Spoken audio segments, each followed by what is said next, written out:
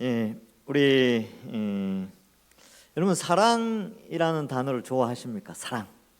예, 저도 좋아합니다. 예, 세상도 사랑이라는 단어를 참 좋아해요. 그래서 노래도요, 세상 노래들 거의 대부분이 사랑 노래입니다. 그래서 사랑을 한번 자세히 이렇게 연구를 해보면요, 사랑은 이제 처음에 좀 느끼는 사랑을 많이 하죠. 이렇게 좋아하는 감정, 감정적인 느낌, 이게 사랑 그러면 이렇게 느낌이 좋지 않습니까? 그렇죠? 그래서 이 한때 그 찬양이 참 유행했습니다. 뭐 이거 CM송으로도 많이 쓰였는데, 당신은 사랑받기 위해 태어난 사람, 이거 많이 불렀죠. 그러니까 이 사랑이라는 용어가 주는 따뜻한 감정 때문에 그런데 이게 이제 사람들의 마음을 참 따뜻하게 하지요. 그래서 우리나라 용어로는 이제 사랑, 영어로는 love, 중국어로는 그거 뭐 이렇게 여러 가지가 있습니다. 사랑이라는 건 참 어느 민족에게나 참 따뜻하게 처음에는 감정적으로 다가가요. 근데 이 사랑을 제대로 느끼고 누리려면요, 두 번째로는 지식이 필요합니다. 그래서 누군가를 사랑한다, 누군가의 사랑을 받는다라는 것은 그 누군가로부터 내가 사랑을 받고 있다는 지식, 또 내가 누군가를 사랑한다는 지식을 알려줄 때 그 사랑이 이제 온전한 사랑이 되어지죠. 사랑은 알려줘야 돼요. 알려주지 않으면 알 수가 없죠. 짝사랑은 이 사랑의 온전한 모습은 아닙니다. 그래서 사랑이라는 것은 상호 서로 간에 아는 것과 이해하는 것을 바탕으로 하고 있죠. 그래서 감정적인 요소, 느낌 뭐 이런 것과 함께 지식적인 요소가 사랑 안에 들어가야 합니다. 그런데 이 사랑을 상대방이 알고 깨닫고 느끼게 하려면요, 수고해야 돼요. 액션을 취해야 됩니다. 그래서 실천을 해야 되죠. 그러니까 감정적인 것과 지식적인 것뿐만 아니라 의지적인 요소도 이 사랑을 표현하는데 나타나야 된다는 거예요. 그러니까 이 사랑이라는 것은 우리는 이제 뭐 흔히 이렇게 이제 사랑을 느낌, 감정으로 많이 이해하는데, 실제로 이 사랑이라는 용어 자체는 감정과 지식과 의지적인, 즉 인격적인 요소를 다 가지고 있다는 것을 우리는 경험적으로 알 수 있습니다. 그러니까 정말로 사랑한다면 실천이라는 것이 나와야 돼요. 근데 이거는 내가 실천해야지 이런 개념보다 그냥 나오는 거예요. 그러니까 내 인격이 이 사랑이 묻어서 나오는 거죠. 근데 이게 묻어서 나오는 실천까지 가는 데는 감정적인 것과 지식적인 요소가 이미 들어가 있기 때문에 실천적인 요소는 자연스럽게 나오게 됩니다. 여러분들 자식들 사랑하시죠? 부부간에 사랑하시잖아요. 가족 간에 사랑이 있단 말이죠. 이것이 의지적으로 표현되어지는데 그게 여러분들 누가 강요해서 되는 게 아니에요. 여러분들 마음속에 감정적인 것과 지식적인 것, 이것을 바탕으로 해서 그냥 자연스럽게 나오는 거죠. 그래서 수고하고 애쓰고 또 참고 인내하고 배려하고, 이게 다 가족들 안에 사랑이 있을 때 바로 그렇게 나타나는 것이죠. 근데 이 원리가 상당히 중요합니다. 사랑이라는 것이 교회 공동체 안에서 나타날 때도 감정적인 요소와 지식적인 요소와 의지적인 요소가 다 있어야 돼요. 이게 굉장히 중요한 사실이죠. 특별히 오늘 본문에서는 이 지식적인 요소를 상당히 강조합니다. 왜냐하면 사랑의 감정적인 요소는 지속성이 길지 않아요. 때로는 여러분 어떻습니까? 감정적인 것들은 순간순간 변한단 말이죠. 근데 그 감정을 컨트롤하고 감정을 극복한 사랑을 실천할 수 있는 것은 그 바탕을 하고 있는 지식이 상당히 그를 지배하고 있기 때문에 그렇습니다.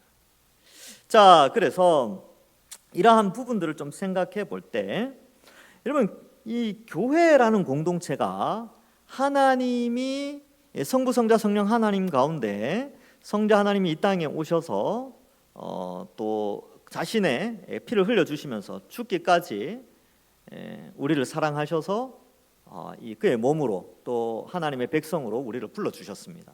그래서 엄청난 희생을 치르고 이 교회 공동체가 생겨났거든요. 그래서 교회는 그리스도를 머리로 한 한 몸 공동체, 하나님을 아버지로 한 한 가족 형제 자매라는 것을 성경이 많이 강조하는데, 안타깝게도 이 세상에는요 악한 존재가 있어요.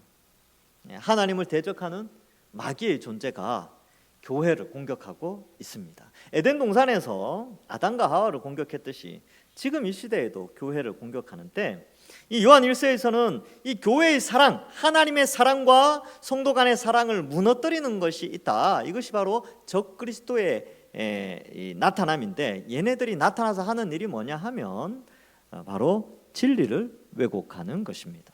그래서 이 진리를 왜곡하면 어떤 일이 벌어지냐면 하나님과 우리 사이에 사랑이 깨어지고 성도와 성도 사이에 사랑이 깨어져서 교회가 분열이 일어나게 되는 것이지요. 그래서 이 복음이 왜곡되어질 때 공동체의 분열이 일어나는데, 결국 우리는 이제 복음 때문에, 이 복음 안에는 성부, 성자, 성령 삼위 하나님의 사랑이 녹아져 있는데 이 복음 때문에 하나가 되었어요. 그러면 이 복음을 왜곡하면 하나됨이 깨어지는 거죠. 사단이 이 전략을 쓰는 겁니다. 그래서 복음을 왜곡하고요, 그래서 교회를 분열시키고, 또 이 전략을 쓰면 어떤 일이 벌어지냐면 십자가의 영광, 하나님의 사랑, 이러한 것이 축소가 되어지기 때문에 이 사단의 원래 목적, 하나님의 영광을 가리고 대적하는 목적이 나타나게 되는 것이죠. 그래서 이 요한 1서에서는 요한이 상당히 좀 어려운 표현들을 좀 쓰긴 하지만 이 하나님의 사랑이 왜곡되지 않도록, 그리고 교회 공동체가 그 예수 그리스도의 십자가가 아깝지 않도록 서로 사랑할 수 있는 핵심적인 그 메시지가 뭐냐 하면 복음을 제대로 알아가는 거예요. 예수님의 십자가, 그리고 성부, 성자, 성령 하나님의 그 사랑이 무엇인지, 그 사랑이 복음에 어떻게 나타나는지를 알면 이제 외부의 공격을 방어하고 더 견고하게 사랑할 수 있다라는 것을 가르쳐주고 있습니다. 그래서 오늘 본문을 통해서 오늘 설교 제목에도 제가 말씀을 드렸는데, 사랑을 세 가지로, 이제 세 가지 양상의 사랑을 설명하는데, 근데 그것이 또 하나의 사랑이에요. 하나님께서 우리에게 서로 사랑하라, 하나님은 사랑이시다, 이 표현할 때 이 사랑에는 세 가지 양상이 나타나는데 그게 결국은 성경에서 말하는 한 가지 사랑이라는 것이죠. 그러면 오늘 다른 건 뭐 좀 잊어버려도 되는데 설교 제목 생각해서 이 세 가지 사랑 기억해야 되겠구나. 근데 뭘까요? 오늘 본문 말씀을 통해서 오늘 사랑에 대해서, 성경이 우리에게 가르쳐주는 사랑에 대해서 함께 살펴보겠습니다. 자, 13절에 보면 그의 성령을 우리에게 주심으로 우리가 그 안에서 거하고, 지금 앞부분 4장 1절부터 이 7절 이하에 7절부터 사랑에 대해서, 하나님은 사랑이시다라는 것을 강조하고 성부 하나님과 성자 하나님의 그 사랑을 나타내는데, 여기 13절에 들어와서는 성령 하나님에 대한 사랑이 이제 나타나게 됩니다. 여러분, 성령을 우리에게 주셨대요. 성령을 왜 주셨냐 하면요, 우리는 나면서부터 타락했기 때문에, 나면서부터 죄인으로 태어납니다. 그래서 이 총체적 타락, 그러니까 전인격적 타락, 그러니까 지성과 감정과 의지가 다 타락을 하여 하나님을 온전히 찾을 수 없고 하나님의 사랑을 이해할 수가 없어요. 그런데 성령 하나님은 우리 속에 오셔서 우리의 지성과 감정과 의지에 변화를 주셔서 이 복음이 믿어지도록 하는 이 역할을 성령이 하십니다. 그래서 구원의 서정에서 보면요, 구원이, 우리가 어떻게 구원받는가라는 단계를 성경을 통하여서 이제 순서적으로 설명을 했는데, 이거는 한순간에 일어나지만 순서는 있어요. 첫 번째가 하나님이 우리를 부르셔요. 택하십니다. 너희의 택하심을 보라, 너희의 부르심을 보라, 뭐 이렇게 표현하는데, 하나님 우리를 택하시고 그 다음에 중생 성령을 부어주십니다. 그래서 성령이 오셨다라는 것은 중생하였다라고 표현을 해요. 이것은 요한복음 3장에 예수님이 니고데모에게 말씀하시죠. 사람이 거듭나야 된다. 어떻게 거듭납니까? 그러니까 위로부터 나야 된다. 곧 위로, 성령을 통하여 다시 태어남을 설명하고 있습니다. 그래서 성령이 오시면 어떤 일이 벌어지냐면 복음이, 그리고 예수님이 믿어지는 거예요. 여러분, 불신자들이 예수님 안 믿잖아요. 예수님은 하나님이신데 이 땅에 인간으로 오셨다 그러면 안 믿어요. 안 믿는다니까요. 근데 여러분들은 어때요? 여러분 믿잖아요. 그 왜 믿는 줄 아세요? 우리가 똑똑해서 믿는 게 아니에요. 하나님 우리를 택하여 성령 하나님이 우리 속에 오셔서 우리의 지성과 감정과 의지를 변화시켜 그 내용이 믿어지도록 하신 거예요. 그게 믿어지니까 하나님의 사랑이 눈에 보이는 거예요. 그 사랑이 무엇인지 알게 되는 것이죠. 그 알도록 하는 그 일을 성령이 하신 것입니다. 그래서 여러분, 우리가 성령이 우리 속에 있느냐 없느냐를 판단할 때에 우리가 이 복음이 믿어지느냐 안 믿어지느냐로 알 수 있어요. 그래서 이 교리를 배우시면, 제가 이제 예전에 기초 교리도 한번 영상으로 한번 한 적이 있는데 나중에 뭐 한 번 더 할 겁니다. 거기에 보면 성령 하나님에 대해서 배울 때 성령의 내적 증거라는 걸 했었어요. 이 성령의 내적 증거는 뭐냐면, 성령이 내 속에 있는지 없는지 어떻게 압니까? 이 질문을 하잖아요. 예수님의 이 십자가 복음이, 성경이 믿어지는 것이 성령이 계신 것이다. 성령이 안 계시면 안 믿어져요. 아무리 논리적으로 설명을 하고 역사를 들이대고 과학을 들이대고 믿어라 해도 안 믿는다니까요. 그런데 증거가 없어도, 이 눈에 아무 증거 없어도, 고고학이나 뭐 과학 이런 거 안 들이대도 그냥 믿어진다니까요. 이게 바로 성령이 우리 속에 오신 것이지요. 그래서 성령이 우리 안에, 성령을 우리에게 주심으로 우리가 그의 안에 거하고 그가 우리 안에 거하는 줄을 우리가 알게 됩니다. 여러분들, 그래서 예수님 이 십자가 복음이 믿어지잖아요. 그래서 우리가 하나님 안에 있어요. 얼마나 감사합니까? 그렇죠? 좀 연약하긴 해도, 각자의 모습이 좀 연약하긴 해요. 연약하죠. 근데 다 우리가 성령으로 말미암아 하나님 안에 있다는 사실을 성경은 우리에게 다시 한번 강조합니다. 자, 그래서 성령이 우리 속에 오셔서 하나님의 사랑, 이제 앞에서 7절부터 기록된 내용들을 다 알게 하신다는 거예요. 그러니까 성령이 내주하셔서 하나님의 사랑을 알기 때문에 이제 우리는 형제를 사랑할 수 있는 존재가 됩니다. 성령의 열매가 사랑이거든요. 그러니까 성령이 계시니까 사랑할 수 있도록 해주셨어요. 성령이 없으면 자기중심적으로 살죠. 자기를 중심적으로 해서 사랑하는 사람은 사랑하고 안 사랑할 사람은 안 사랑하는데, 우리는 성령이 계시기 때문에 이 성령이 이 그리스도의 사랑을 나타내도록 하시며 하나님 사랑과 이웃 사랑을 실천할 수 있는 능력도 주시고 이해력도 더하여 주십니다. 그래서 본문에서는 하나님의 사랑, 예수님의 사랑, 성령의 내주하심의 이 약간의 시스템 메커니즘을 설명하면서 우리가 이웃을 어떻게 사랑할 수 있는가, 이게 가능한가라는 것을 나타내고 있어요. 그래서 가능하다라는 것을 설명하는 것이죠. 그래서 여러분, 오늘 이제 잘 오셨습니다. 여러분, 우리가 인생 살아가면서요, 어떤 사람은 참 좋은데 어떤 사람은 참 미워할 때가 있어요. 그렇죠? 그럴 때가 있단 말이죠. 그래서 그럴 때마다 오늘 본문을 딱 살피면서 성령의 울림을 깨닫고, 또 이제 하나님 뜻대로 성령 안에 있기 때문에 이 사랑을 실천할 능력을 나타내고, 또 그렇게 이제 살아가는 것이죠. 자, 봅시다. 이 13절에 보면 아버지가 아들을 세상의 구주로 보내신 것을 우리가 보았고 또 증언하노니, 이렇게 말씀하고 있지요. 여러분, 이 하나님께서 아들 예수 그리스도를 이 땅에 구주로 보내셨습니다. 근데 이 내용이 왜 들어갔냐면 하나님이 세상을 사랑하신다는 걸 나타내고 있어요. 하나님이 세상을 사랑하니까, 세상을 내버려 두면 아무런 간섭을 하지 않겠죠. 뭐 죽이 되든 밥이 되든 뭐 전쟁이 일어나든 기근이 일어나든 전혀 신경을 쓰지 않는데, 하나님이 하나님의 형상대로 흙으로 사람을 지으셨어요. 내어버려 두신 것이 아니라 그 인간들이 하나님을 대적하여 영원한 형벌에 있는 것을 원하지 않으셨어요. 오히려 그들을 사랑하셨죠. 그래서 그들이 심판받아 지옥에 가는 것을 너무나 가슴 아파하셨습니다. 그래서 오죽했으면 성자 하나님이 이 땅에 인간으로 오셔서 그 형벌을 대신 받으셨겠습니까? 바로 그 예수님의 사랑, 그리고 그 아들을 보내신 하나님 아버지의 사랑, 정말 자격 없는 반역자의 심령 가운데 와서 지성과 감정과 의지를 변화시킨 성령의 사랑. 저 같으면 저 사람의, 그러니까 원수 같은, 그죠, 반역자의 마음을 돌이키는데 성령이 일을 하신다, 이게 참 쉽지 않은 일이에요.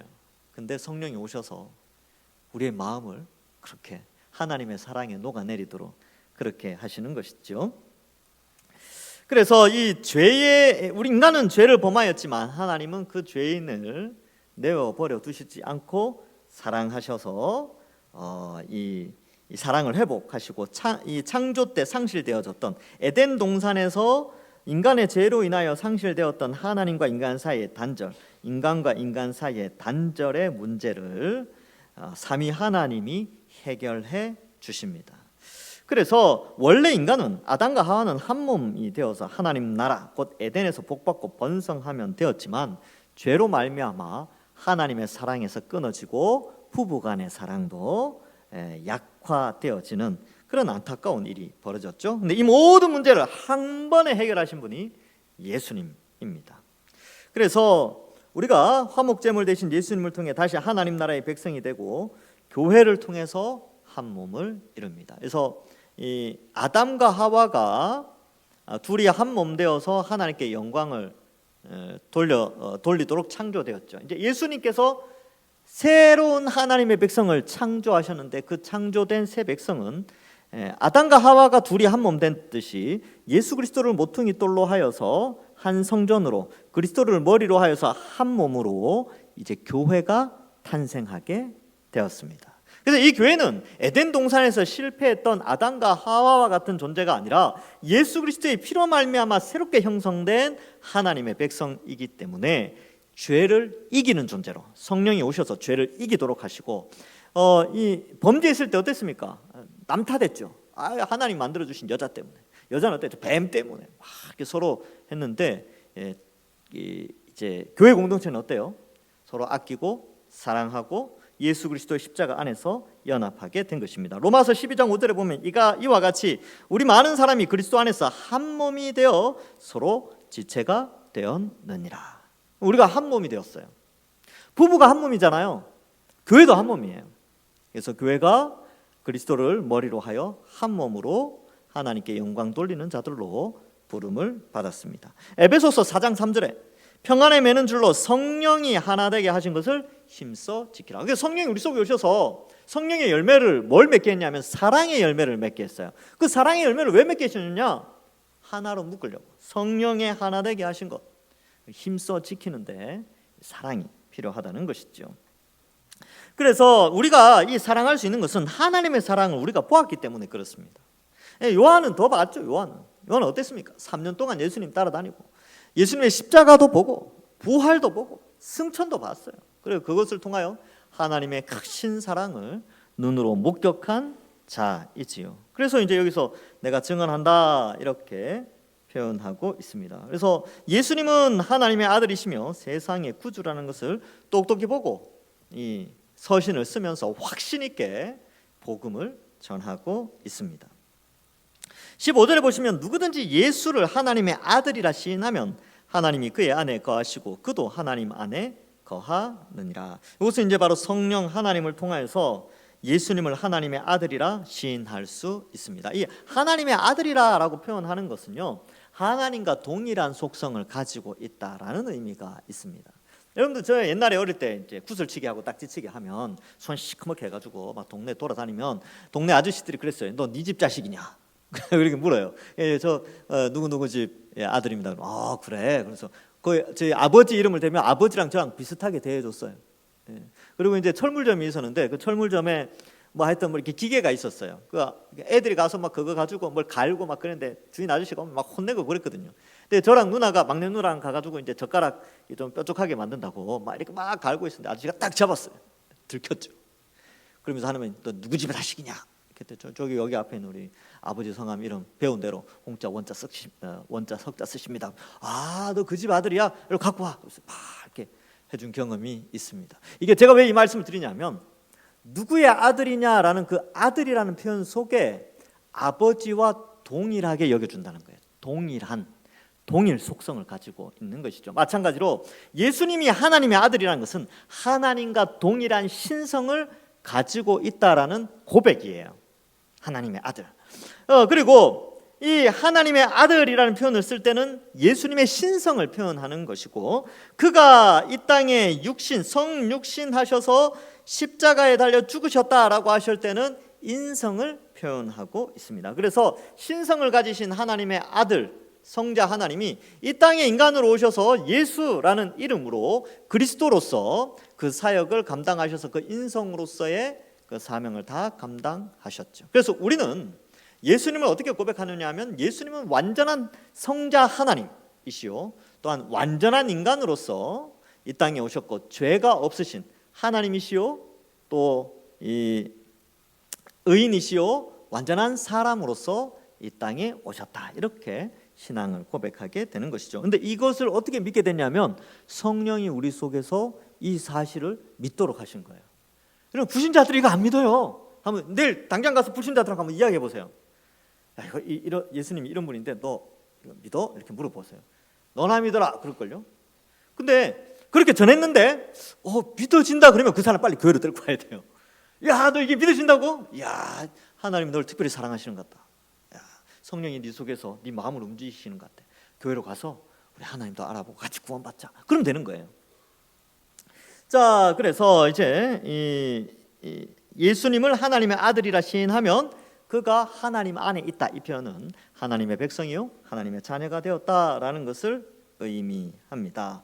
그래서 요한일서 4장 2절에 보면 이로써 너희가 하나님의 영을 알지니 곧 예수 그리스도께서 육체로 오신 것을 시인하는 영마다 하나님께 속한 것이요, 즉 예수 그리스도께서 예수님이 그리스도시고 하나님이신데 인간으로 오신 것을 믿도록 하신 것은 바로 하나님의 영이 네 속에 있다는 것을 의미하는 거고, 하나님께 속했다는 것을, 하나님 부르셨다는 것을 증명하는 것이다 라고 말해주고 있습니다. 그래서 이 요한 2서 1장 7절에 보면 미혹하는 자가 세상에 많이 나왔나니 이는 예수 그리스도께서 육체로 오심을 부인하는 자라. 이런 자가 미혹하는 자요 적 그리스도니. 즉 바로 성령이 없이 악한 영들은 성령의 가르침과 다르게 예수님에 대해서 오해하게 만들고 예수님을 왜곡하고 성경을 잘못된 해석으로 이끌고 간다. 적 그리스도가 그렇다는 것이죠. 그래서 그리스도의 초림 때 부활 승천하시고 나서부터 지금까지 적 그리스도는 계속 존재하고 있어요. 지금도 많이 있느니라 이렇게 표현하고 있지요. 자, 그러면 우리는 어떠냐? 그러면 성령이 우리 속에 오셔서 이 예수 그리스도를 믿게 하시면 어떤 일이 벌어지느냐? 요한복음 20장 31절에 보면 오직 이것을 기록하면 너희로 예수께서 하나님의 아들 그리스도임을 믿게 하려 하며 또 너희로 믿고 그 이름을 힘입어 무엇을 얻는다고요?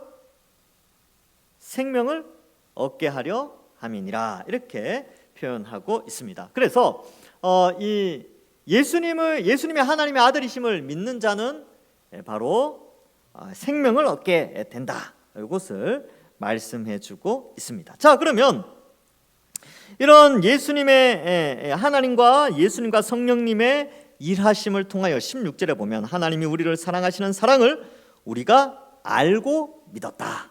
하나님의 사랑을 알고 믿었다, 이렇게 돼 있죠. 그래서 믿음, 여러분들이 믿음이 있다라고 할 때는 여러분 뭘 믿느냐 하면 그 믿음의 내용이 뭐냐 하면 하나님의 사랑을 믿는 거예요. 아시겠어요? 여러분 이게 우리가 보통 뭘 믿냐? 예수님 믿습니다. 그럼 예수님이 어떤 걸 믿느냐? 예수님이 우리의 죄의 형벌을 대신, 이렇게 쭉 설명하는 그 모든 것이 뭘 의미하냐면 성부, 성자, 성령 하나님의 사랑을 믿는 거예요. 그래서 누가 여러분들에게 복음을 좀 설명해 달라. 예수님 믿으면 뭐가 좋으냐? 교회 성경을 배우는데 성경이 무슨 내용이냐라고 했을 때 여러분들 당황해하지 말고 사랑을 이야기해 주시면 돼요. 하나님의 사랑, 성부 하나님의 사랑, 성자 예수님의 사랑, 성령 하나님의 사랑을 이야기해 주면 그게 복음이에요. 그래서 성부 하나님은 어때요? 자신의 독생자 예수 그리스도를, 성자 하나님을 이 땅에 보내어 주셨대요. 그게 사랑이래요. 사랑. 왜 보내어 주셨느냐? 그 성자 하나님이신 예수님이 이 땅에 오셔서 우리가 받을 벌을 대신 십자가에서 다 받아 주셨대요. 근데 그 십자가로 가도록 성부 하나님이 성자 예수님을 보내셨고, 예수님은 하나님이신데 인간의 몸으로 이 땅에 오셨어요. 이게 얼마나 큰 사랑입니까? 근데 오셔서 막 영광 받으시고 왕으로 등극하시고 그런 것이 아니라 십자가에 달려 우리 벌을 대신 받아 주신 어마어마한 희생의 사랑을 나타내셨죠. 성령 하나님은요, 자격 없죠. 예수 믿을 자격 없는 저희들입니다. 천국 갈 자격이 없는 우리예요. 근데 성령이 우리 속에 오셔서 천국 갈 수 있는 자격을 갖추도록 우리의 지성과 감정과 의지를 변화시켜 하나님의 사랑을 이해하도록 하셨습니다. 이 성부, 성자, 성령 하나님의 사랑, 이게 복음이에요. 이 복음 그러면 하나님의 사랑이 녹아져 있는 것이죠. 그래서 우리는 이 사랑을 믿는데 이 사랑의 내용 안에는 하나님의 사랑의 동기 그리고 그 사랑의 사건, 그 사랑을 어떻게 실천하셨는가, 그리고 그 결과는 어떻게 되는가, 그 사랑의 결과. 그럼 우리가 그렇게 어떻게 됩니까? 하나님 안에 거하여 하나님 백성이 되고 또 천국 백성이 되고 하나님 자녀가 되어서 영생복락을 누리는 축복을 우리에게 주신 것이죠. 그래서 여러분, 이 하나님의 사랑을 알 때에 이웃 사랑을 할 수 있잖아요. 이웃 사랑, 이 사랑을, 이 엄청난 사랑을 받았는데 그 사랑을 저만 받았습니까? 여러분들도 받았습니까? 여러분들도 받았잖아요. 그러면 옆 사람도 그 사랑을 받았어요. 그러면 옆 사람도 그 사랑을 받아서 엄청난 사랑으로 하나님의 자녀가 되고 백성이 되었다면 우리가 어찌 사랑하지 않을 수가 있겠습니까? 어찌 미워할 수 있겠어요? 한 지체인데 미워할 수 없어요. 하나님이 사랑하신 그리스도의 몸인데, 그러니까 이 지식이 있을 때 사랑을 실천할 수 있게 되는 것이죠. 그래서 이 사랑과 지식은 늘 함께 합니다. 사랑과 믿음은 늘 함께 해요. 지식과 믿음은 또 함께 합니다. 자, 그래서 지식, 사랑, 믿음. 그래서 지식이 있어야 사랑을 할 수 있고요. 지식이 있어야 믿음을 강하게 할 수 있고, 믿음이 있는 자는 사랑을 실천합니다. 이렇게 이런 어떤 이런 이렇게 뭐랄까 균형, 그런 게 있어요. 그래서 어떻게 해야 되느냐? 하나님의 사랑을 더 알아가야 하나님의 사랑을 알 수 있고 이웃을 더 잘 사랑할 수 있습니다. 그래서 여러분 가끔 그런 말 하죠. 난 참을 만큼 참았어.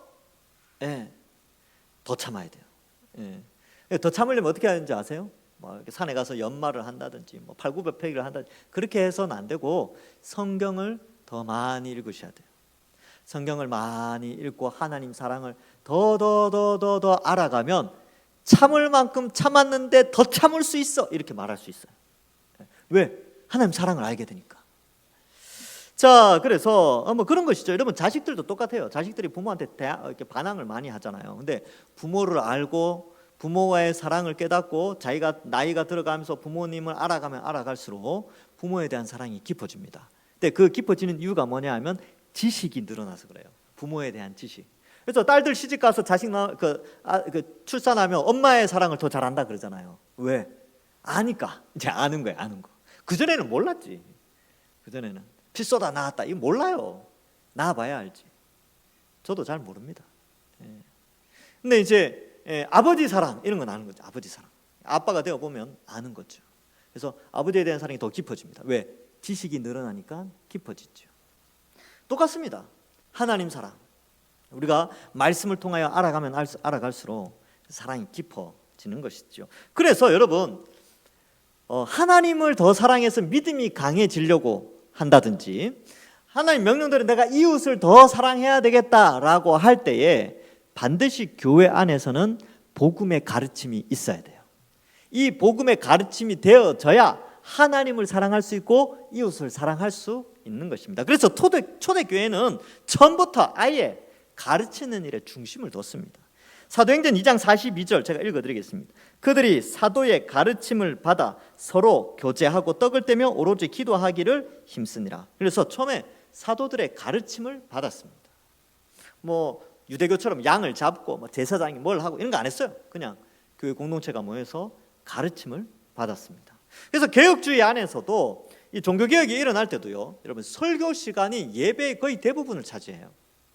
그렇지 않습니까? 그죠? 여러분 찬송하고 기도하고 뭐 이런 거 다 그냥 빨리빨리 지나가잖아요. 근데 설교는 예배 시간의 절반 이상을 차지해요.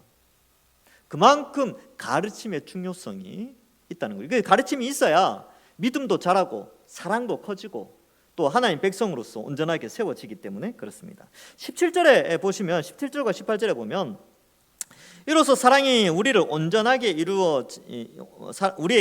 이루어진 것은 우리로 심판날에 담대함을 가지게 하려 함이니 주께서 그러하신 것 같이 우리도 이 세상에서 그러하니라. 이 말이 좀 어려운데 여러분 이렇게 사랑하면은 담대할 수 있대요. 그리고 18절에 보면 두려워하지 않을 수 있답니다. 그러면 두려워하지 않는 것은 뭐고 담대할 수 있는 건 뭐냐 하면 결국 심판 때에 두려워하지 않는 것.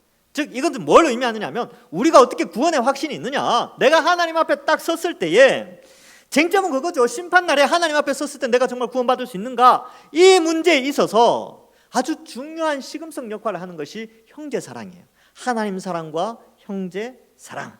그래서 믿음이 있다. 믿음으로 구원받잖아요. 믿음으로 말미암아 우리는 하나님 백성이 되고 하나님 심판대 앞에서 우리가 의인으로서 증명되어지는 것은 이 믿음이거든요. 믿음으로 말미암아 의롭게 되어지기 때문에. 그러면 내가 믿음이 있다는 게 어떻게 증명되어지는가? 바로 사랑을 실천해 왔는가? 사랑을 실천하고 있는가? 하나님을 사랑하고 이웃을 사랑하고 있는가를 통하여 우리의 믿음이 검증되어진다는 것입니다. 그러니까 우리가 이웃을 사랑하고 교회를 아끼고 이런 분들 있잖아요. 교회 오면 좋고 막 애들 막 섬겨주고 또 이렇게 수고하고 헌신하고 막 그렇게 조금 이제 약간의 갈등이 있지만 금방 풀고 뭐 그죠, 예수님 십자가 바라보면서 또 이해해주고 섬겨주고 봉사하고 막 몸은 힘들어 죽겠는데 피곤한데 막 섬기는 거 왜 그렇습니까? 왜? 믿음이 있으니까, 하나님 사랑하니까 그렇게 형제를 사랑하는 것이죠. 그러니까 하나님 앞에 담대해요. 왜? 믿음으로 그렇게 사랑을 실천해 내니까 두려워하지 않습니다. 그래서 믿음이 있고 하나님의 자녀가 되었다는 것은 사랑이 있는가로 점검해 볼 수 있다. 그래서 심판대 앞에서 담대할 수 있다라는 것을 요한이 설명을 하고 있습니다. 여러분 고린도 후서 13장 5절에도 보면요 이렇게 돼 있어요. 너희는 믿음 안에 있는가? 너희 자신을 시험하고 너희 자신을 확증하라. 이거 어떻게 하는 줄 아세요? 내가 믿음 안에 있는지 없는지 어떻게 시험하고 확증하느냐? 사랑으로. 내가 지금 교회를 사랑하고 있는가?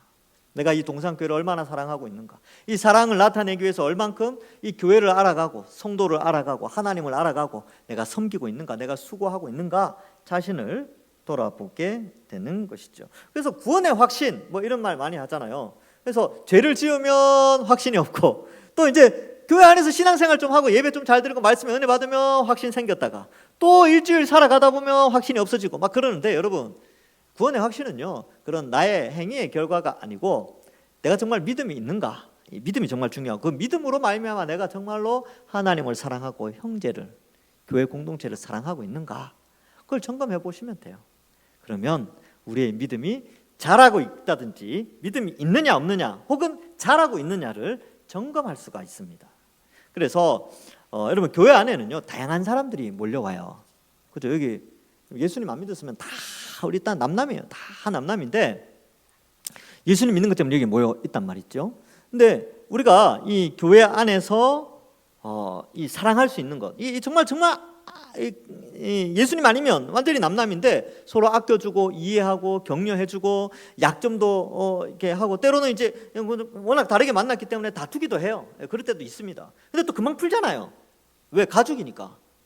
가족끼리 막 싸우잖아요. 형제자매끼리 싸워도 어때요? 하루 지나면 금방 풀잖아요. 그죠? 그거와 똑같은 원리입니다. 그래서 이러한 이 사랑이 우리 속에 있는지 잘 생각해야 하는 것입니다. 그래서 세 가지 사랑의 원리가 나오는데 첫 번째는 하나님이 우리를 먼저 사랑해 주셨어요. 그래서 19절에 보면 우리가 사랑하면 그가 먼저 우리를 사랑하셨습니다. 이게 첫 번째 사랑. 하나님이 우리를 먼저 사랑해 주셨어요. 그러니까 택하여서 성령을 보내어 주시죠. 두 번째는요 우리가 하나님을 사랑해야 돼요. 맞죠? 이걸 믿음이라고 표현합니다. 믿음. 나 같은 죄인을 택하여 사랑해 주셨으니까 나도 하나님을 사랑해야죠. 사랑이라는 것은 인격과 인격 사이에, 지성과 감정과 의지를 가진 존재들 사이에 일어나는 것이니까 하나님과 우리 사이에 일어나는데 우리가 하나님을 사랑해야 돼요. 자, 그러면 하나님의 사랑을 먼저 깨닫고 우리가 하나님을 사랑하면요 세 번째, 이웃을 사랑할 수 있어요. 세 가지 사랑. 하나님이 우리를 사랑하신 것, 우리가 하나님을 사랑하는 것, 또 우리가 형제를 사랑하는 것. 이 세 가지는 근데 하나예요. 하나.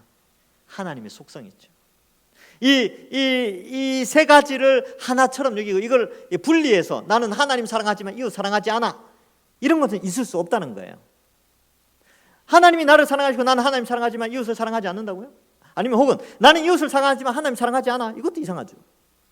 그러니까 우리 속에 사랑이 있다는 것은 이 세 가지를 다 공유하고 있다는 것을 의미합니다. 그래서 여러분은 교회 안에 혹은 가정 안에서 뭐 이제 같은 예수님 믿는 사람이라면 이해하셔야 돼요. 배려하셔야 되고 또 마음을 넓게 가지셔야 됩니다.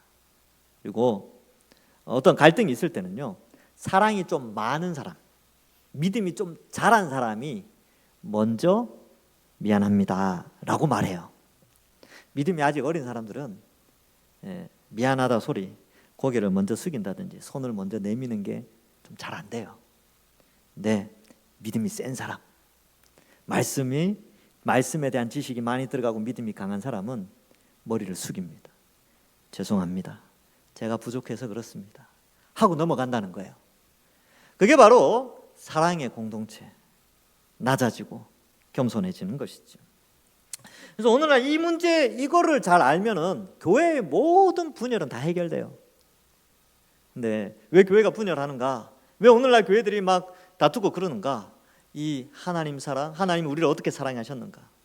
또 우리가 하나님을 어떻게 사랑하는가? 우리가 어떻게 이웃을 사랑해야 되는가? 이 관점, 즉 그 핵심 중심에 있는 십자가를 놓쳐버릴 때, 십자가를 붙잡고 신앙생활해야 되는데 그 십자가를 놓고 내 자존심 붙잡고 세상의 돈 붙잡고 세상의 명예 붙잡고 갈 때 교회 안에는 분열이 일어나죠. 마귀가 제일 좋아하는 거예요. 그래서 우리가 이 사랑을 해야 되고, 그 사랑이 있을 때 이 하나님의 사랑, 또 우리가 하나님을 향한 사랑, 이웃을 향한 사랑이 있을 때 우리는 하나님의 심판대 앞에서 담대하게 설 수 있다는 것이지요. 자, 20절부터 21절에 이 적용이 굉장히 큽니다. 누구든지 하나님을 사랑하노라 하고 그 형제를 미워하면 이는 거짓말하는 자다. 왜 거짓말해요? 난 사랑이 있어, 난 하나님 사랑하지 라고 하는데 형제를 미워해. 그러면 그 사랑은 가짜라는 거야. 아까 세 가지 이야기했죠. 여기 세 가지 같이 묶어간다 그랬잖아요. 근데 이것 중에 난 두 가지는 있는데 형제 사랑은 안 해 라고 한다면 그 사랑은 가짜고 그 사랑한다는 건 거짓말이다 라는 것을 말해주고 있습니다. 그래서 보이는 형제도 사랑하지 않는데 어떻게 보이지 않는 이웃을 그 하나님을 사랑할 수 있느냐? 그래서 사랑을 받았다면 21절 우리가 이 계명을 주께 받았나니 하나님을 사랑하는 자, 하나님 사랑한다면 이웃을, 그 형제를 사랑해야 된다라는 것을 말해줍니다. 여러분, 그래서 이웃 사랑하셔야 되는데 팁 하나, 이 팁을 제가 하나 알려드릴게요. 이거는 이제 이거 알려드려야 되나? 알려드릴게요. 근데 제게 아니고 베드로 겁니다. 베드로가 힌트를 줬는데 마태복음 18장 21절과 22절에 베드로가 질문을 하나 던져요. 예수님 사랑하라 그러니까 베드로가, 그때 베드로가 나와 이르되 주여, 형제가 내게 죄를 범하면 몇 번이나 용서하여 주리이까? 7번까지 하오리이까? 7이라는 숫자가 상징적인 숫자죠. 그래서 상당히 많이 꽉 채워서 누구든지 이 정도면 용서하면 됐다 할 정도의 숫자가 7이에요. 근데 예수께서 이르시되 내게 이르노니 7번뿐 아니라 7번의 70번까지라도 할지니라. 이게 상징적인 숫자인데 죽을 때까지 하라는 거예요. 용서는 죽을 때까지 하는데 하나님이 우리를 그렇게 용서해 주십니다. 우리가 죽을 때까지 우리 용서해 주세요. 그러니까 여러분 그렇잖아요. 여러분 이때까지 회개기도 몇 번 했습니까? 셀 수 없이 많이 했죠. 하나님 몇 번 용서해 주셨습니까? 다 용서해 주셨잖아요. 우리도 그렇게 하라는 겁니다. 우리도 우리 생명이 끝날 때까지 누군가가 내게 죄를 범하였다면 용서해 주십시오. 그리고 용서를 구하십시오. 그리고 미안하다는 말을 좀 잘하면 좋습니다. 이게 어떤 사람은 그래요. 그 미안하다 말 자주 하면 너 우습게 여긴다고. 좀 우습게 여기면 어떻습니까?